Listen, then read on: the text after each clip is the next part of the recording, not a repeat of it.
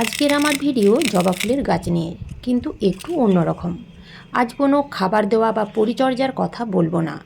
আজকে আপনারা আমার এই ভিডিও দেখে জানতে পারবেন কিভাবে একেবারে সহজ পদ্ধতি অবলম্বন করে জবা গাছের ডাল থেকে হাজার হাজার চারা তৈরি করা যায়।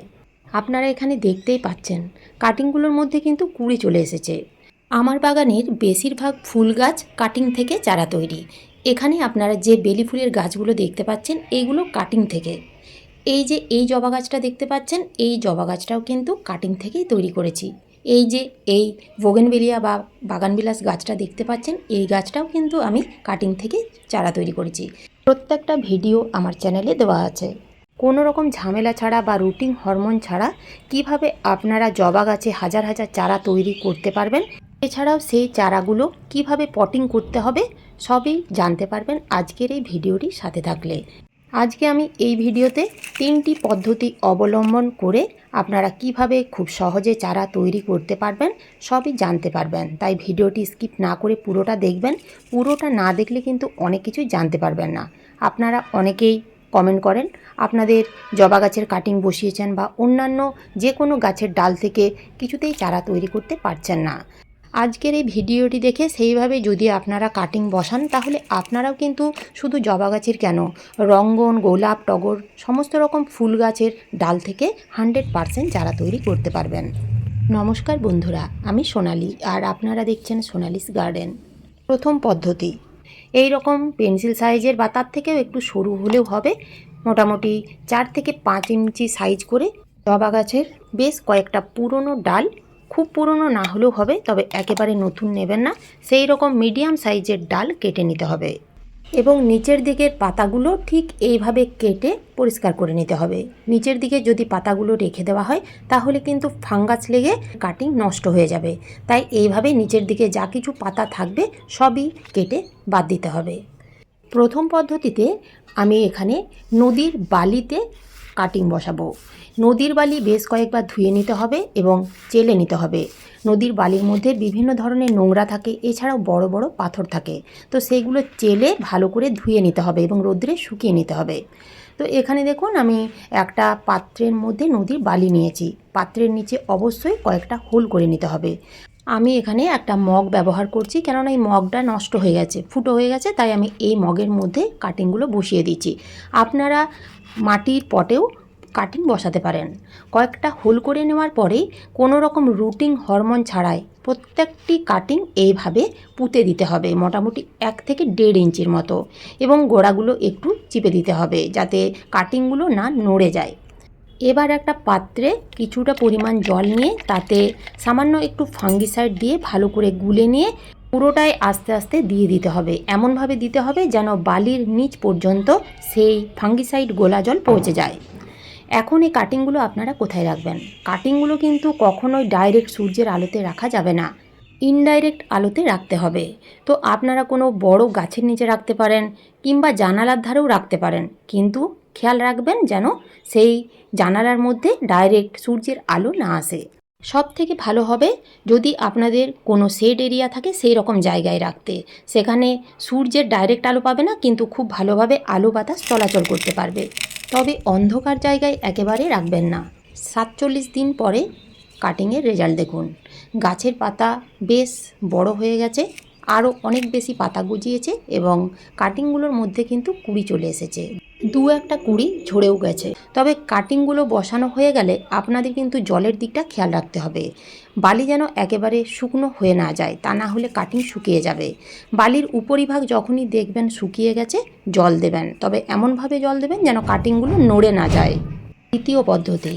দ্বিতীয় পদ্ধতিতে আপনারা কিন্তু 50% মাটি, 50% নদীর বালি এবং সামান্য একটু গোবর সার মিশিয়ে ভালো করে মিডিয়া তৈরি করে একই পদ্ধতিতে রুটিং হরমোন ছাড়াই যদি কয়েকটা ডাল পুঁতে দিতে পারেন তাহলে মোটামুটি 30 থেকে 40 দিনের মধ্যে খুব ভালো শিকড় বেরিয়ে যাবে এবং সুন্দর চারা তৈরি হয়ে যাবে। তো দেখুন এখানে আমি বেশ কয়েকটা কাটিং মাটির মিডিয়াতেই লাগিয়েছি। এখানে আপনারা যে জবা গাছের কাটিংগুলো দেখতে পাচ্ছেন, এই কাটিংগুলো কিন্তু একই সাথে পোতা হয়নি। আমি যখন যে গাছের ডাল কেটেছি সেই জবা গাছের কাটিংগুলো আমি এইভাবেই পুঁতে দিয়েছি। তো দেখুন এই কাটিংটার থেকে কত সুন্দর চারা তৈরি হয়েছে এবং প্রচুর পাতা গজিয়েছে। আর এই ডালটাতে দেখুন চারা তৈরি হয়েছে এবং ছোট্ট দুটো কুঁড়ি চলে এসেছে। জবা গাছের ডাল থেকে চারা তৈরি করা তৃতীয় পদ্ধতি। তৃতীয় পদ্ধতিতে আপনারা শুধুমাত্র প্লেন জল ব্যবহার করতে পারেন। প্লেন জলে যদি আপনারা বেশ কিছু কাটিং রেখে দিতে পারেন, মোটামুটি 20 থেকে 25 দিনের মধ্যে সুন্দর চারা তৈরি হয়ে যাবে। তবে প্রত্যেক সপ্তাহে একবার করে জল চেঞ্জ করতে হবে, তা না হলে ফাঙ্গাস লেগে যাবে। আপনারা এখানে দেখতেই পাচ্ছেন বেশ কয়েকটা ডালে কুঁড়ি চলে এসেছে, একটা দুটো নয় 3-4টে করে কুঁড়ি চলে এসেছে। গাছের ডাল কাটাই ছাঁটাই করার পর আমি কিন্তু কোনো ডাল ফেলে দিই না, সমস্ত কিছু ফুল গাছের ডাল আমি এইভাবেই রেখে দিই। এখানে আপনারা দেখতেই পাচ্ছেন বেশ কিছু জবা গাছের ডাল থেকে সুন্দর চারা তৈরি হয়েছে। এছাড়াও আরও অন্যান্য গাছের ডাল থেকেও দেখুন সুন্দর চারা তৈরি হয়ে গেছে। এই যে কত সুন্দর শিকড় বেরিয়েছে এবং দেখুন কতগুলো কুঁড়ি এসেছে। তো চলুন এখন এই ছোট্ট চারাটি কিভাবে পটিং করব জেনে নেওয়া যাক। ছোট্ট ছোট্ট চারাগুলো পটিং করার জন্য কোনো রকম বড় টব নিলে কিন্তু চলবে না, যেমন সাইজের চারা হবে সেই রকম সাইজের পট নিতে হবে। তো আমি এখানে ছোট্ট একটা গ্রো ব্যাগ নিয়েছি। গ্রো ব্যাগের মধ্যে আমি এখানে যে মিডিয়া ব্যবহার করেছি তাতে নিয়েছি 50% মাটি, 30 থেকে 40% বালি, 10% পুরনো গোবর সার, তার সাথে সামান্য একটু নিমখোল। এছাড়া আর কিন্তু কোনো রকম এক্সট্রা খাবার দেওয়া যাবে না, যেহেতু ছোট্ট চারা গাছ তাই সেই খাবারগুলো নিতে পারবে না। ছোট্ট চারাটি পটিং হয়ে গেলে আমরা কিন্তু প্লেন জল দেব না, ফাঙ্গিসাইড গোলা জল দিতে হবে। তো সামান্য একটু সাফ ফাঙ্গিসাইড গুলে নিয়ে সেই জল পুরো মাটি যেন ভিজে যায় সেই রকমভাবেই দিতে হবে। ছোট্ট চারাটিকে পটিং করার পর আমরা কিন্তু ডাইরেক্ট সূর্যের আলোতে রাখবো না, 7 থেকে 10 দিনের জন্য আবার ছায়াযুক্ত স্থানে রাখতে হবে। তারপর যেখানে সকালে 2 থেকে 3 ঘন্টা রোদ আসে সেই রকম জায়গায় রেখে দিতে হবে। যখন দেখবেন ছোট্ট ছোট্ট নতুন কচি কচি পাতা বের হচ্ছে, তারপর থেকে হালকা করে খাবার প্রয়োগ করতে হবে।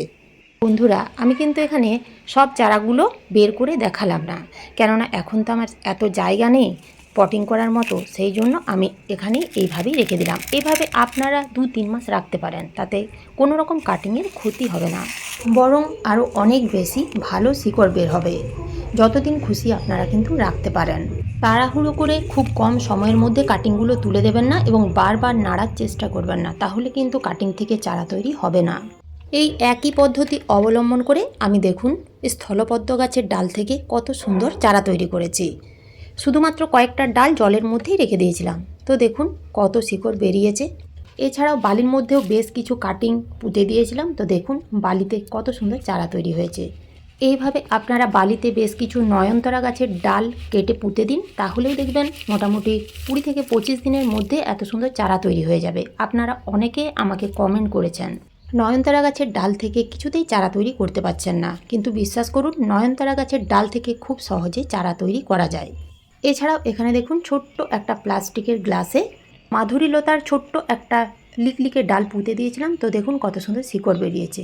এছাড়া এখানে রুহেলিয়া ক্রোটন প্ল্যান্টের কত সুন্দর শিকড় গজিয়েছে।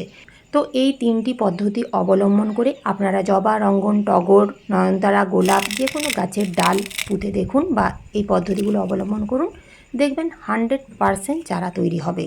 হয়তো 2-1টা চারা তৈরি হবে না, কিন্তু বেশিরভাগ ডাল থেকে চারা তৈরি হবে। আপনারা তো তা হাতে নাতে প্রমাণ দেখতেই পেলেন। এছাড়াও আমার চ্যানেলে বেশ কিছু কাটিং থেকে চারা তৈরির ভিডিও দেওয়া আছে, তো আপনারা কিন্তু প্লেলিস্টে গিয়ে সেই ভিডিওগুলো দেখে নিতে পারেন। তো আজ এই পর্যন্তই, ফিরে আসবো অন্য কোনো নতুন ভিডিও নিয়ে। ভিডিওটা ভালো লাগলে একটা লাইক অবশ্যই দেবেন, কমেন্ট করতে ভুলবেন না। নতুন বন্ধুরা আমার চ্যানেলটিকে সাবস্ক্রাইব করে পাশে থাকার অনুরোধ রইল। ধন্যবাদ।